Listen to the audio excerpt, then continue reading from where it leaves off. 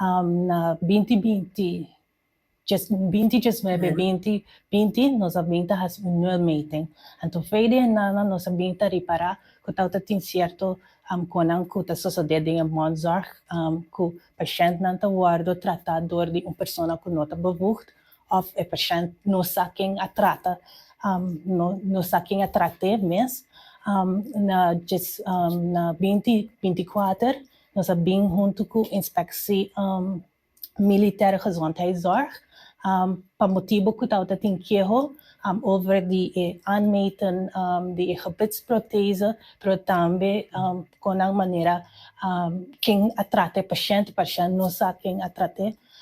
Desse hora nós sabemos, ok, lo qual que nós constatamos na 2024, nós vamos aqui também na 2019 acaba, então nós sabemos, ok, felt a bem a lei novo, of não lei novo, então existe acaba a landsverordening gezondheid en landsverordening beroepen in de gezondheidszorg.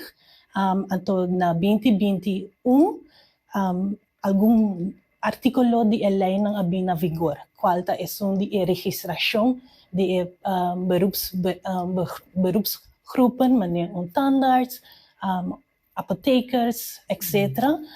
Então, zij também aduna bambisa não somente a bescherming die título, pero também a bem over die kuna mag die bericht voorbehouden handeling. Então, essa kita onda que nós sabemos que toetsingskader, para so den leid bisa, ok, quem mag die hasi voorbehouden handeling aqui, ta is nang kuta registra, então den lei artículo 26 die lei aqui, tek 20 of 30, tapapia over die voorbehouden handeling en toki king mag die hasisaki. Den lei te stipula artsen, nang tingo liste die voorbehouden handeling kunang mag die bericht, pero tambe tapapia over die tandartsen en verloskundigen.